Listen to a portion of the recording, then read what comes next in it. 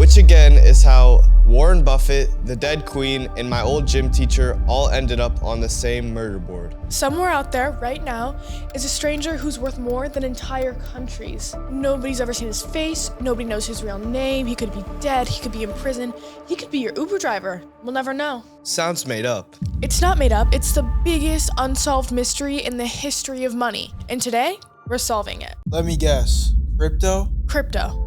I already know everything about crypto. There's nothing behind it. I've said this on the show before, and I'll say it again in the future. Let's see if your opinion survives an actual investigation. Somebody invented this thing, used a fake name, vanished. And today we have real suspects, real evidence, and we'll vote at the end to figure out who it really is. Like Scooby-Doo? Exactly like Scooby-Doo. Is there a van? There's kind of a van. We get one of those cool vans? It's actually Mom's minivan, and there's been a juice box in there since March. I am not calling it the mystery machine. The mystery machine has a juice box in it? Write that down.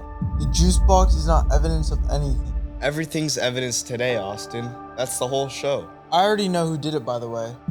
It was a guy. That's not a suspect, Austin. That's a species. I'm narrowing it down. I'm Emily, and we have a mystery to solve. And I'm Austin. I already solved it. It was a guy. Case closed. Everyone gets one vote at the end of the show. Let's get to work. So, here's everything we actually provably know. Clue 1. A couple years ago, after unleashing this thing on the world, our investor vanished. He stopped posting, stopped emailing, and he walked away from a fortune. It would make him one of the richest human beings alive, and he never spent a cent It's my of it. old gym teacher. It's not your gym teacher. He also disappeared suddenly mid-semester. He got a different job at a different school, Austin. Noting it regardless. I'm not saying Austin's right, but I'm just saying we shouldn't rule it out. Clue 2. Someone once graphed every single post this person ever made, hunting for a pattern. Every day, weekends included, there was a 6-hour stretch where he went completely silent. 12 a.m. to 6 a.m. London time, like clockwork. So they were asleep? At the exact hours someone living in London would be asleep. If they were in Japan, that would literally happen mid-afternoon. British. I got it. Clue 3. They spelt things the British way in their own writings, and they hid an actual London headline in the very first piece of their system, just like a signature. British, nocturnal, loaded, never spends it. I'm thinking it's the queen. The queen is dead, Brandon. We don't know that for certain. We absolutely know that for certain. That's the profile. Let's meet the suspects. Suspect 1. Years before this currency existed, a computer scientist named Szabo invented something almost identical. He called his version BitGold, and researchers who studied his writing say his writing is a near perfect match for our secret inventor. So Tim? He's denied it repeatedly, directly, and on record. Sounds exactly like something the real guy would say. That's not evidence, Austin. Noting it regardless. That's not evidence, Austin. You don't get to do that bit too. Suspect 2. A cryptographer named Hal Finney was the very first person on Earth to ever receive a payment from our inventor. And he also happened to live a few blocks from someone who, and I'm not making this up, was named Satoshi Nakamoto. There's a real guy with that name? A completely different, unrelated guy. So hold that thought, it gets worse. Either this is the most suspicious coincidence in tech history, or it's the greatest plan ever devised. Suspicious. Very suspicious. Except journalists who dug through his private records concluded that he probably wasn't our inventor. And he passed in 2014, so we genuinely can't even ask him the question ourselves. Rest in peace, Suspect 2. Too suspicious to live. That's not what happened, Austin. Suspect 3. Years earlier, an inventor named Adam Back invented something called Hashcash. Proof that someone did real computer work before the system even trusted them, so people couldn't spam it for free. That idea is credited by name in the original document that introduced this whole currency. He was also one of the first 2 people that our inventor personally emailed. So the inventor reached out to him specifically? Which either means that he is the inventor or that the inventor respected him enough to seek him out and ask him questions. They all denied it. That's exactly what a criminal would do. Or what literally anyone falsely accused of being a secret billionaire would do. Exactly what a criminal would say. I'm ending this line of questioning. I've connected all three of them to your gym teacher. How? Gym teachers know things.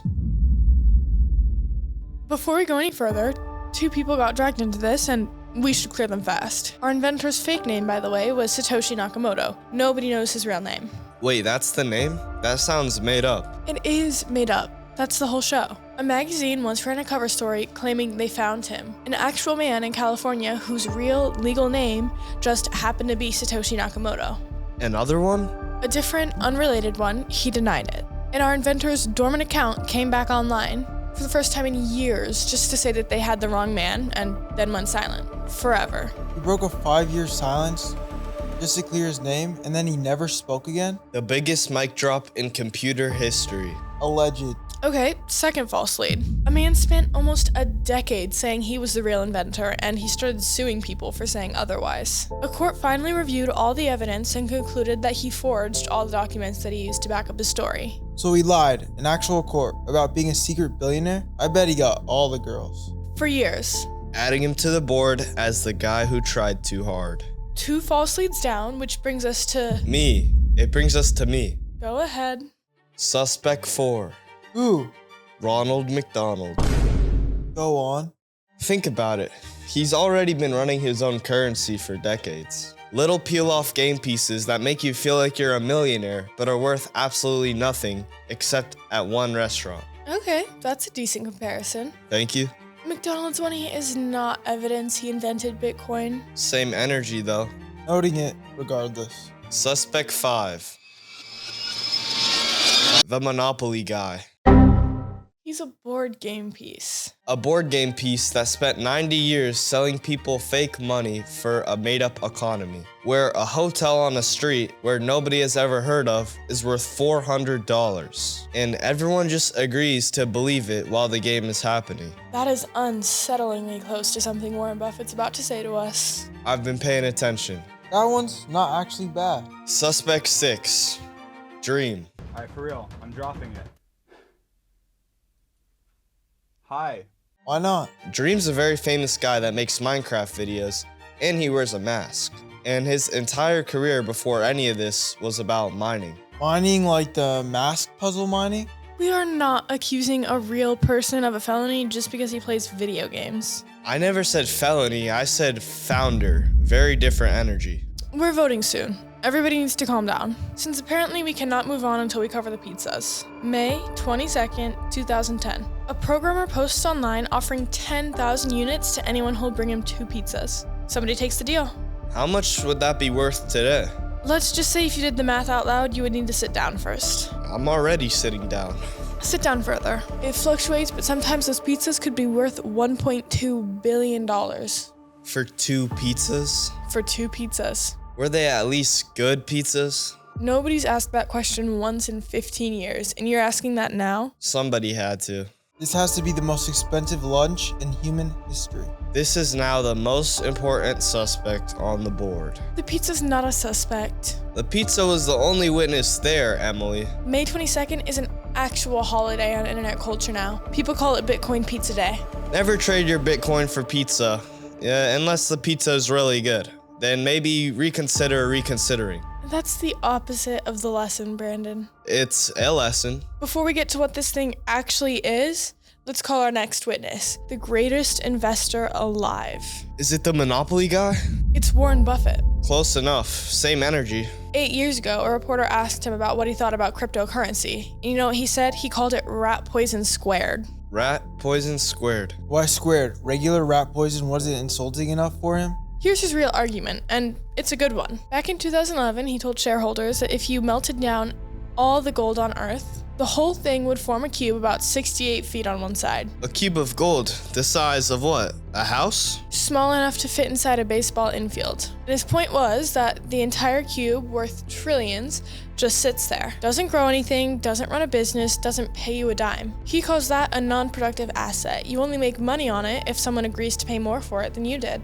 In crypto's the same deal? Same deal. No gold, no cube, just numbers on a screen that only mean something if the next person believes they mean something. So the gold cube is just vibes? Buffett would say yes, actually. He's not a huge gold guy either. Rat poison squared, but for shiny rocks too? Kind of like a board game piece selling made-up property values. That is the exact comparison you made 2 minutes ago, and I don't like that it's holding up. Adding Warren Buffett to the suspect wall. He's not a suspect, he's a witness. A witness with a motive, Emily.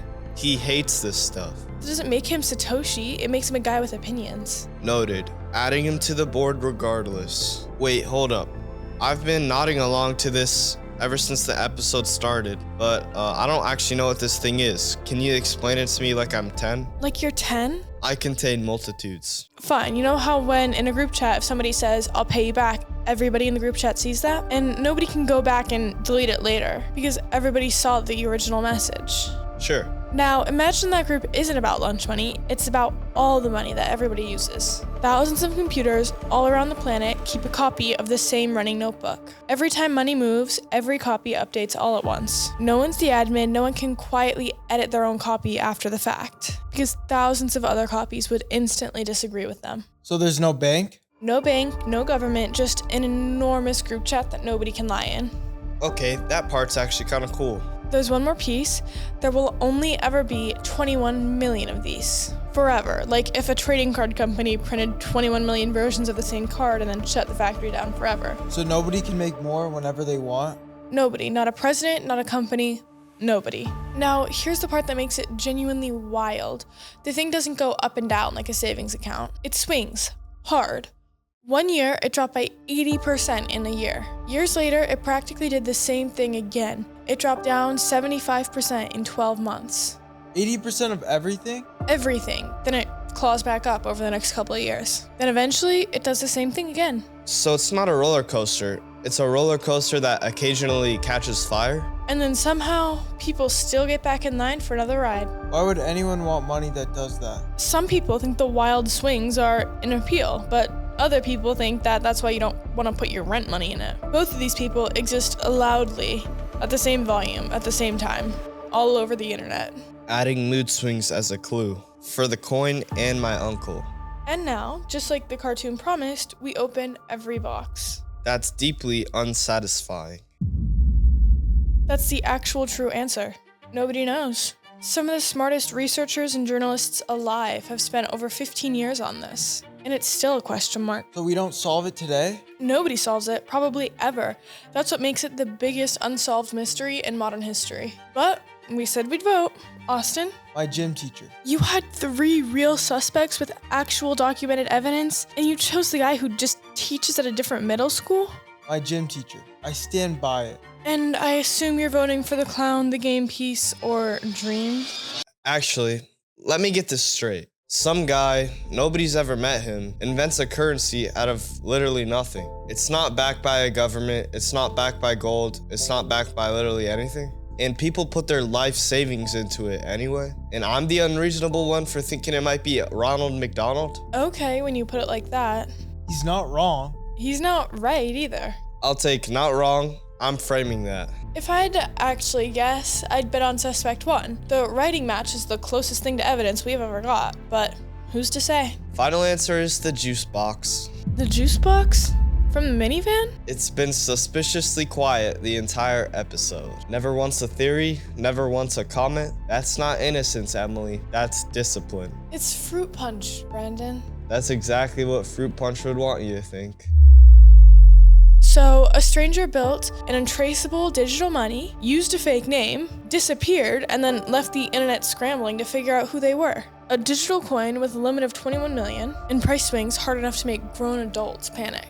And I said it was nothing. You did say that. It's not nothing.